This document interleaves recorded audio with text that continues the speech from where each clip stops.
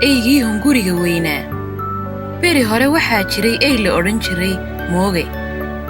Maalin maalmaha ka mid ah ayaa waxa uu go'aansaday inuu socdaalo. Intii uu warwareegayay waxa uu helay laf.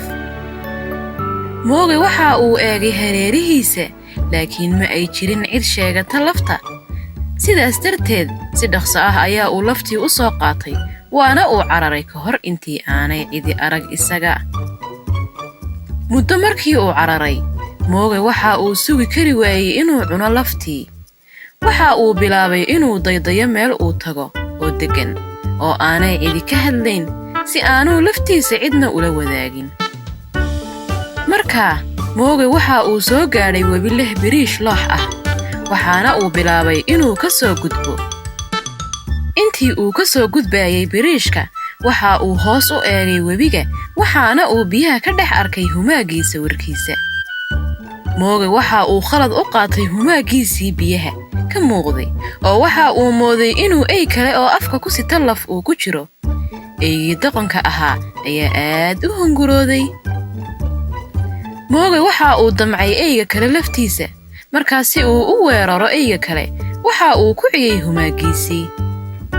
Hase yeeshee isla markii uu afka kala qaaday si uu u ciyo, laftii uu afka ku hayay ayaa biyaha webiga kaga dhacday. Mooge wuu cadhooday markii uu arkay in ay laftii ka luntay. Isagoo isku dayay in uu boobo wax aanu isagu lahayn, eygii hunguriga weynaa wuxuu lumiyey wixii keli ahaa ee uu haystay. Wax badso, wax beel bay leedahay. Tukihii haraadanaa. Nabaday carruurey. Ku soo dhawaada channelkayga. Maanta aynu daawano sheeko cusub. Beri hore waxaa jiray tuke ku noolaan jiray kaynta. Maalin maalmaha ka mid ah ayuu tukahani in badan soconayay. Kabacdina haraad buu kax noqday. Markaasuu meel istaagay, kuna warwareegay meeshii isagoo biyo ka raadinaya, laakiin waxba kamuu helin. Tukihii waxa uu haraadkii awgii dareemay daal badan, laakiin rajadiisii muu lumin, waxaana uu kayntii oo dhan ka raadiyey biyo. Intii uu duulduulayay ee uu biyaha raadinayay, waxa uu helay guri. Isagoo isleh guriga waxaa yaala biyo, waxa uu tegay oo dul fadhiistay gurigii dushiisii. Waxa uu arkay dheri dhex yaala guriga. Waxa uu markiiba u soo duulay xaggii dheriga, waxaana uu ku dhex arkay gurigii, laakiin waxa uu arkaa in biyo aad u yari ku jiraan dheriga. Waxa uu aad ugu farxay in uu arko biyo, laakiin biyuhu gunta ayay joogeen, mana uu awoodayn in uu gaadho biyaha. In badan ayuu fikiray, isla markiibana waxa uu helay fikrad. Haddii aan dhagaxaan qururux ah ku guro dheriga, waxa laga yaabaa in biyuhu kor u soo kacaan, markaa waan cabbi karaa. Tukihii ayaa ku fikiray. Isla markii uu sidaa ku fikiray, waxa uu bilaabay inuu raadiyo dhagaxaan qururux ah. Waxa uu arkay dhagaxaantii oo meel dhow taala. Waxa uu ag tagay dhagaxaantii qururuxa ahaa, waxaana uu bilaabay inuu dhagaxaanta afkiisa marba mid ku soo qaado. Waxa uu dib ugu soo duulay dherigii, waxaana uu ku dhex tuuray dherigii. Biyihii ayaa in yar kor u soo kacay, laakiin weli muu awoodayn inuu gaadho biyaha. Rajadiisii muu lumin, ee marba xabad dhagax ah ayaa uu soo qaaday oo ka buuxinayay dherigii. Kadib waqti dheer oo uu dhagaxaantii qururuxa ku ridayay, biyihii ayaa kor u soo kacay. Tukihiina waxa uu dareemay farxad badan, waxaana uu cabbay biyihii ilaa calooshii uu ka buuxiyey. Sidoo kale waxa uu u yeeray dhammaan saaxiibadiisii ay biyaha u cabbaan. Shimbiro badan ayaa yimi, biyihii ayay cabbeen, waxayna u mahadnaqeen tukihii, kadibna way duuleen. Bal carruuray eega tukahan fariidka ah ee caqliga badan ee ku guulaystay wixii uu doonayay. Adiga qudhaadu waa inaad xikmadaada si fiican u isticmaashaa si aad ugu guulaysato inaad hesho waxaad doonayso.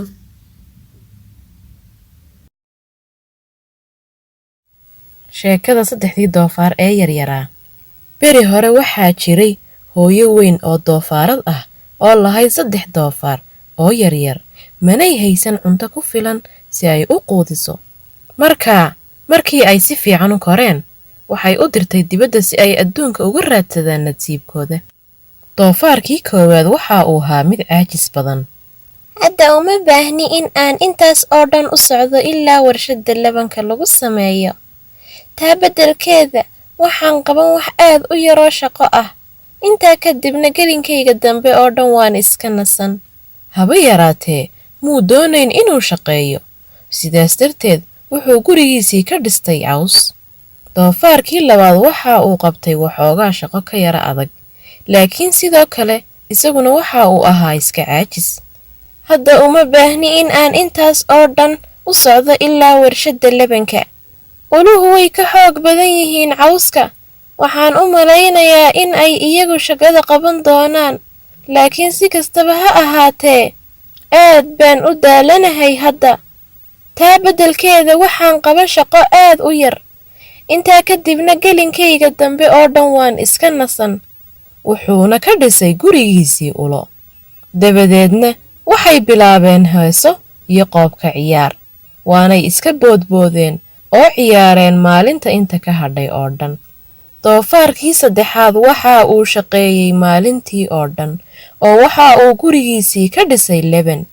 waxa uu ahaa guri adag oo dhammaystiran oo leh meesha guriga lagu kulayliyo iyo meesha qiiqa wax lagu kariyo ka baxo. wuxuu u muuqday mid iska celin karaya dabaylaha ugu xooggani haddii ay dhacaan. maalintii xigtay yey ayaa doonay inuu ka tallaabo dariiqii yaraa ee ahaa meesha ay saddexda doofaar ee yaryar raadkoodu ku yaalay. wuxuu ugu horrayntii arkay doofaarkii koowaad gurigiisii cawska ahaa, waxaana uu sanka la raacay waxa gudihiisa ku jira. doofaar, wuu qayliyey. doofaarkaa yari wuxuu ii noqon doonaa casho macaan oon caawa ku casheeyo. intaa kadib waxa uu garaacay albaabkii waxaanuu ku qayliyey, doofaarka yarow, doofaarka yarow, iga fur aan soo galee, iga fur aan soo galee. maya ma dhici karto. xaqiiqatan waa bar kuma taal. dabadeed yeygii ayaa tusay ilkihiisii oo yidhi, waaban afuufi, haddana waan afuufi, gurigaagana dhulkaan la simi. markaa wuu afuufay oo afuufay, gurigiina dabayshuu raaciyey. yeygii afkiisii ayuu aad u kala waaxay, bahal qaniiniyo ahna xoog buu ugu qabtay hoos. laakiin doofaarkii yaraa ee koowaad wuu ka baxsaday yeygii, wuxuuna intii karaankiisa ahayd uga cararay si uu isugu qariyo guriga doofaarkii yaraa ee labaad. yeygii wuu ka daba tegey isagoo eryaday suqduudkii yaraa ee gurigii ulaha ka samaysnaa. wuxuu uriyey doofaarada gudaha ku jira. mar kalena afkiisii ayaa bilaabay inuu dhareeriyo, isaga oo ka fikiraya cashada macaan ee ay u noqon doonaan. dabadeed albaabkii ayuu garaacay oo wuxuu yidhi, doofaarada yaryarow, doofaarada yaryarow, iga fura aan soo galee, iga fura aan soo galee. maya ma dhici karto. xaqiiqatan waa bar kuma taal. intaa kadib yeygii ayaa tusay ilkihiisii oo yidhi, waaban afuufi, haddana waan afuufi, gurigiinana dhulkaan la simi. markaa wuu iskala xayday oo afuufay, gurigiina dhulka la simay. waxaana labadii doofaar ee yaryaraa isa soo hor tubeen yeygii cabsida lahaa. yeygii wuxuu isku dayey in uu labada doofaar isku mar qabto, laakiin wuxuu ahaa mid hunguri weyni qaaday. daamankiisii waaweynaana waxba may qaban, wuxuuse noqday mid hawada qaniina. labadii doofaar ee yaryaraana cagahay wax ka dayeen, waxaanay miciinsadeen qoobabkoodu intii ay kari karayeen. yeygii wuxuu eryaday doofaaradii suqduudkii yaraa, waxaanay kaga baxsadeen dirqi iyo tuxun. laakiin labadoodiiba waxay daf yidhaahdeen aqalkii labanka ahaa. isla markiiba waxay qab ka soo siiyeen albaabkii ka hor intii aanu qaban yeygii. waxay saddexdii doofaar ee yaryaraa isku urursadeen gurigii, iyagoo la gariiraya baqasho ay ka baqanayeen yeyga dibadda taagan. yeygu maalintaas oo dhan waxba muu cunin, markaa wuxuu aad uga shaqaysiiyey ama teedkiisii sidii uu u eryanayay doofaarada yaryar. iminka oo uu urin karo saddexdooda ku jira gudaha dhammaantood, waxa uu ogaa inay dhinaca kale ee labanka gidaarada ay ku sugayso qado wacan oo uu ku xafladayn karo. dabadeedna yeygii wuxuu ku garaacay baabacooyinkiisii albaabka, wuxuuna yidhi, doofaarada yaryarow, iga fura aan soo gale. maya ma dhici karto, xaqiiqatan waa barkumataal. intaa kadib yeygii ayaa tusay ilkihiisii oo yidhi, waaban afuufi, haddana waan afuufi, gurigiinana dhulkaan la simi. hagaag, waa uu afuufay oo afuufay, wuu afuufay oo afuufay, haddana wuu afuufay oo afuufay, laakiin waa uu awoodi waayey inuu guriga dumiyo. ugu dambayntii neeftii ayaa ka dhammaatay. ugu dambaystiina wuxuu yidhi, ma awoodo inaan intaa inka badan afuufo. markii uu arkay inaanuu awoodayn afuufintiisii oo dhan in aanuu guriga dumin karin, yeygii run ahaantii aad ayuu u xanaaqay. wuxuu ku dhawaaqay oo yidhi, waxaan ka soo geli doonaa meesha qiiqu ka baxo, waxaanan idinku dhex cuni doonaa gurigiinna dhexdiisa.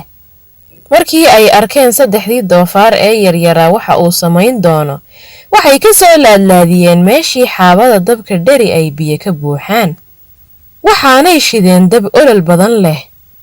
markii ay arkeen in uu soo socdo yeygii, waxa ay daboolkii ka qaadeen dherigii karayay. yeygiina wuxuu ku dhacay si toos ah biyihii karkarayay. doofaarkii yaraa ayaa si dhaqso ah ugu xidhay daboolka. taasina waxay ahayd dhammaadka yeygii weynaa ee xumaa.